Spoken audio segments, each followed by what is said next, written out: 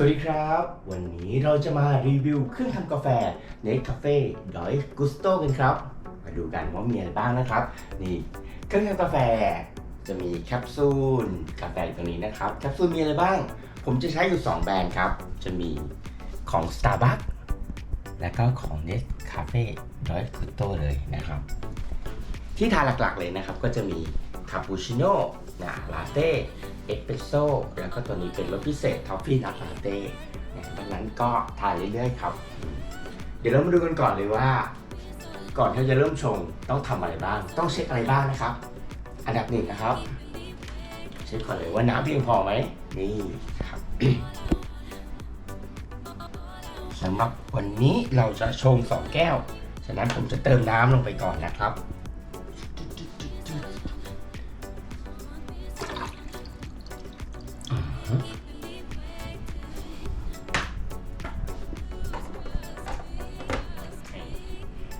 พอน้ำเรียบร้อยแล้ว เสร็จปั๊บพอเปิดเครื่องนะครับนี่จะเห็นไฟอยู่3จุดครับไฟอุณหภูมินะครับตัวนี้ของเม็ดกาแฟแล้วก็ไฟปรับระดับน้ำครับของเราใช้รุ่นทัชนะครับก็เลยจะเป็นระบบทัชนะครับแต่ถ้าเป็นรุ่นกดก็จะเป็นกดปุ่มได้กดปุ่มขึ้นลงนะครับเพื่อปรับระดับน้ำสูงสุดคือ XL นะครับเดี๋ยวผมจะแนะนำวิธีการดูว่ากาแฟแต่ละประเภทเนี่ยใช้ระดับน้ำเท่าไหร่นะครับพอพร้อมแล้วเราก็กดปุ่มสีเขียวตรงนี้เป็นการเริ่มนะครับเรามาเริ่มกันครับเอารสอะไรก่อนคาปูก็แล้วกันคาปูนะครับคาปูจะมีอยู่2แคปซูลครับเป็นแคปซูลสีขาวแบบนี้แคปซูลนมเนาะส่วนตรงนี้แคปซูลกาแฟนะครับเรามาเริ่มที่นมก่อนนะครับมาดูกันนี่ข้างหน้าแคปซูลจะบอกอะไรเราครับจะบอกระดับน้ำด้วยตรงนี้นะครับบอกว่าระดับน้ำควรจะเป็นที่เท่าไหร่จริงๆตัวนี้เราสามารถเปลี่ยนได้ตามความต้องการเราด้วยนะครับโอเคก่อนอื่นพักแก้วอยู่นี่เนาะคาปูชิโน่วิธีเปิดนะครับนี่เปิดตรงนี้กดขึ้นนะครับจับตรงนี้กดขึ้นระวังจะไปทับโดนหน้าจอนะเพราะหลายครั้งเลยเวลาผมเปิดขึ้นเนี่ยบางทีมือผมจะสัมผัสโดนหน้าจอต้องกลับมาเช็คอีกรอบนะครับเผื่อไปกดโดนเพราะผมเคยกดไปโดนอุณหภูมิทำให้อุณหภูมิน้ำไม่ร้อนใส่นมอยู่นี่นะครับ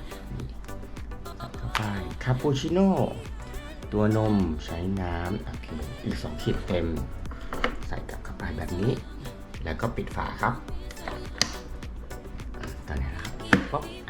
โอเคกลับมาสู่หน้าจอตรงนี้น้ำแบบนี้นะครับ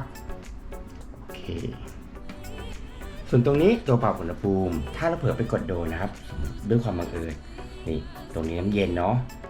ปรับไปเรื่อยๆดูไปเรื่อยๆครับผมต้องการใช้น้ำร้อนคือสีแดงนะครับถ้ามันกระพริบอยู่แสดงว่ามันยังไม่พร้อมนะครับต้องรอให้มันนิ่งก่อนตรงนี้พร้อมแล้วนะครับเราสามารถกดปุ่มสีเขียวเริ่มได้เลยพร้อมกันหรือยังเริ่ม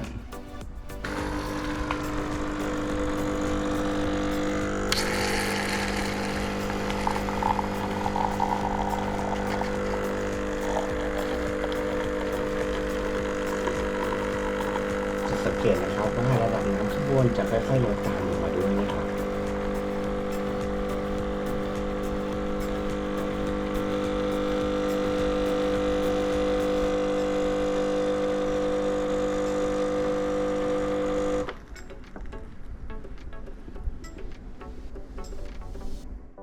เรียบร้อยนะครับต่อไปเราต้องเอาแคปซูลเก่าที่เป็นแคปซูลนมออกมาก่อนนะครับเปิดตรงนี้เหมือนเดิม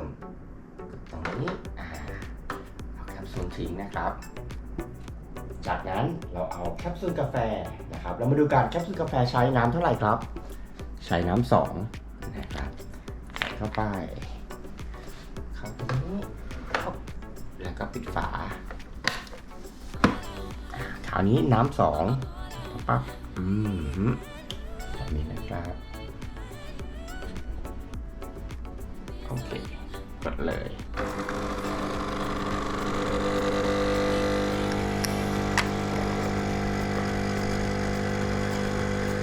โ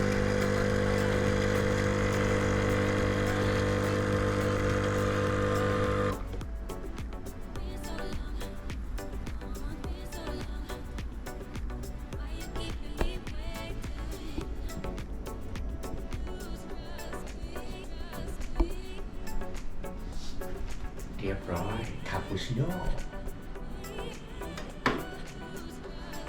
แก้วแรกของวันนี้ครับต่อไปแก้วที่2ครับเช้านี้ผมจะกิน2แก้วเลยรสอะไรดีเมื่อกี้เราลอง Starbucks แล้วเนาะต่อไปเราลองของ Nescafe Dark Gusto กันเอาเป็นลาเต้นี่แหละครับนี่ใช้น้ำโอเคเกือบเต็มครับอีก1 ขีดถึง1 แก้วมาดูกัน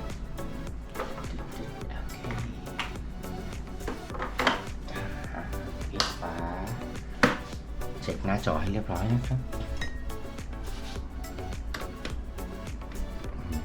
น้ำอย่างที่เราดูเมื่อกี้นี้กด XL ตรงนี้อุณหภูมิแดงแล้วนิ่งแล้วโอเคพร้อมนะครับเริ่ม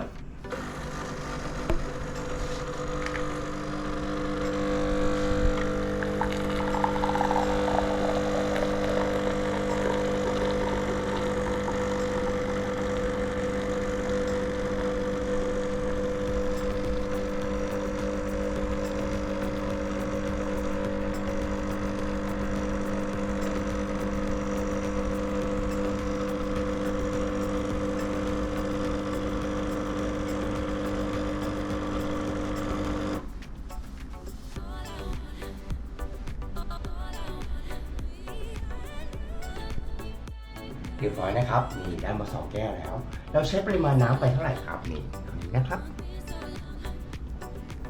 อย่าลืมเช็คปริมาณน้ำทุกครั้งก่อนเริ่มทำกาแฟนะครับ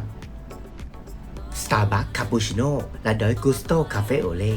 สีสันน่าดื่มเลยนะเรียบร้อยกาแฟ2 แก้วแรกของเช้านี้นะครับ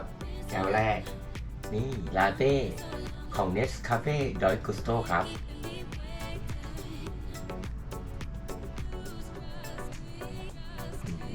ยังร้อนหอมดีนะ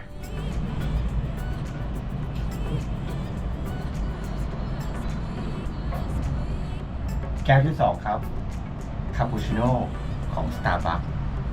ชั้นสวยเลย